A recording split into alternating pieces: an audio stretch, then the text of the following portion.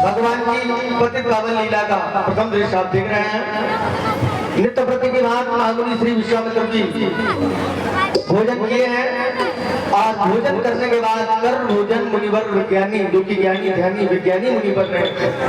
नित्य प्रति की भांति सूर्यवंश के दोनों सिंहों को प्रभु श्री राम जी भ्राता लक्ष्मण जी को सूर्यवंश की प्राचीनतम गाथाओं का परिचय कराते हैं, सूर्यवंश के इतिहास सुनाते हैं, अनन्य प्रकार की कथाओं को सुनाते हैं। तब तो कहा गया कर भोजन मुनिवर विज्ञानी लगे कहन कथा पुरानी। तो आप उनके द्वारा क्या कथा सुनाई जा रही है। सूर्यवंश के दोनों सिंहों को मर्यादा पुरुषोत्तम श्री राम धर्मात्मा भैया लक्ष्मण जी के लिए क्या उपदेश है कथा के माध्यम से आप सभी लोग गौर करेंगे। और मैं आपको पात्र परिचय भी कराता चलूं। हमारे विश्वामित्र जी की पावन भूमिका में परम पूज्य आदरणीय आचार्य श्री पंडित श्री ऋषिकेश जी तिवारी, पंडित श्री ऋषिकेश जी तिवारी भागवताचार्य इटालिया बाजा उनके कर कमलों के माध्यम से आप और उनकी अमृतमयी वाणी के माध्यम से आप ये कथा सुनेंगे जो कि विश्वामित्र जी की भूमिका में है। सर्वे करें बहुत धन्यवाद साधु धर्म महाराज और सुंदर जिस समय से तुम हमारे साथ आए हो उस समय से हम तुम्हें परमात्मा की सुंदर कथाएं श्रवण कराते हैं, क्योंकि संत के जीवन में केवल कथा हुआ करती है और मानव के जीवन में दिखा हुआ करती है। मानव से जब आपस में मिलता है तो अपनी दिखाओं को सुनाता है और जब इन्हें सत्य किसी व्यक्ति को मिलता है तो सत्य के श्री मुख से केवल कथा ही सुनने को मिलती है। मानव दिखाओं में इसलिए है क्योंकि वो कथाओं से दूर जा रहा है। संसार में कहीं यदि कथा होती है तो कथा सुनने वाले बहुत कम मिलते हैं। बस यही एक कारण है कि कथाओं से व्यक्ति दूर भाग रहा है और जब परमात्मा की कथाओं से व्यक्ति दूर जाता है तो उसके जीवन की कभी व्यथा समाप्त नहीं होती है। जबकि संसार में सत्य क्या है बताया गया, भगवान शंकर ने स्वयं कहा है सत्य हरि भजन जगत सब सपना उमा कहो कोई अनुभव अपना।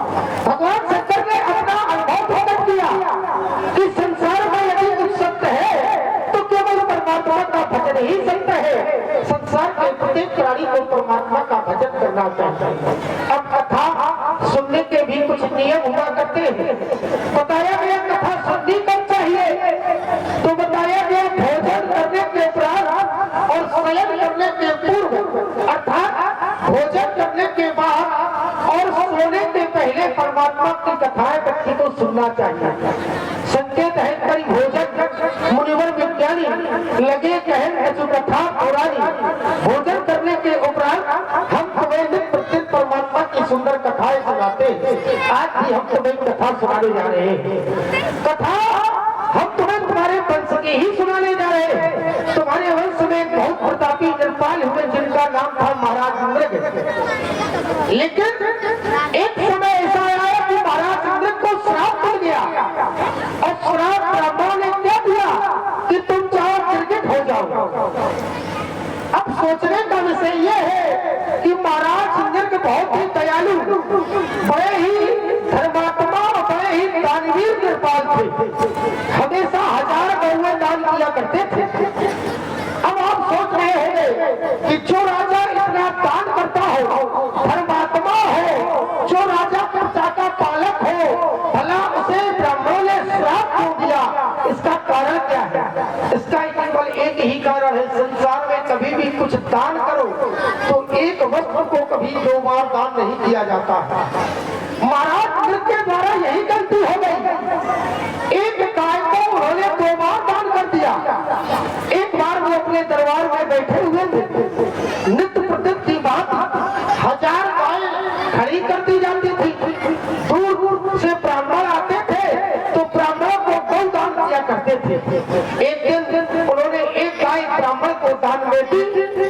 ब्राह्मण वह गाय लेकर चल दिया। चलते चलते अपने नगर में पहुंचा और नगर में पहुंचकर उसने गाय को अपने भवन के समीप बांध दिया। मैं अंदर भवन में चला गया, कुछ काम करने लगा। तब तक मैं बंधी हुई गाय किसी तरह छूट गई और छूटने के बाद गाय दौड़ते हुए महाराज इंद्र की गौशाला में पुनः पहुंच गई। क्योंकि आपने देखा होगा गाय हो या जानवर हो से चाहे कितनी दूर ले जाओ, लेकिन जिस जगह अधिक समय तक रहती है वो छूटने के बाद वहीं पहुंच जाती है, क्योंकि इनमें स्मरण शक्ति मानव से अधिक हुआ करती है।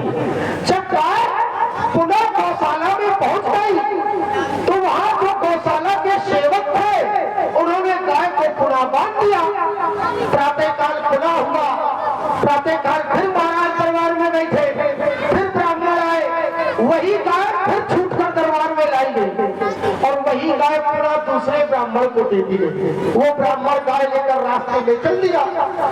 अब जो कल उस गाय को जिस ब्राह्मण को दान में दिया था वो ब्राह्मण गाय को खोजते खोजते महाराज के दरबार की ओर आ रहा था, अयोध्या की ओर आ रहा था। उसने देखा कि ये तो वही गाय है जो मुझे दान में दी थी। उन्होंने कहा भैया ये गाय मेरी है। जो ब्राह्मण लिए था उसने कहा ना ये गाय तो मेरी है क्योंकि मुझे महाराज ने दान में दी है।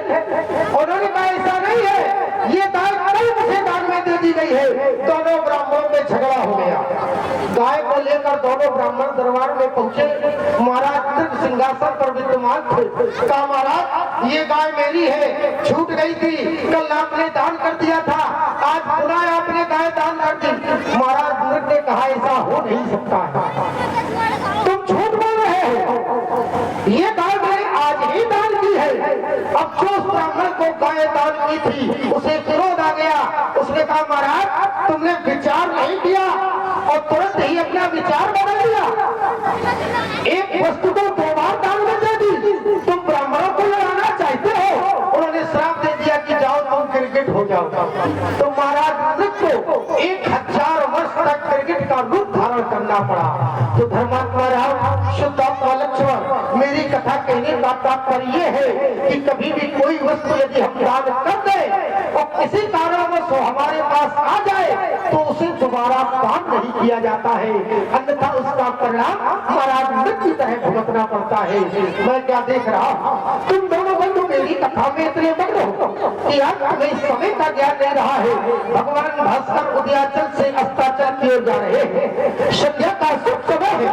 यदि मैं इन्हें दोनों कुमारों को ज्ञात नहीं कराऊंगा तो शायद ये नित्य कर्म से वंचित रह जाएंगे। इसलिए धर्मात्मा राम शुद्धात्मा लक्ष्मण दिन प्रतिदिन की भांति संध्या का शुभ समय आ गया है। जाओ दोनों बंधु माता संध्या की आराधना करो, वंदना करो, अर्चना करो। मैं स्वयं संध्या वंदन करता हूँ। जाओ। विगत दिवस गुरु आय सुबह संध्या करना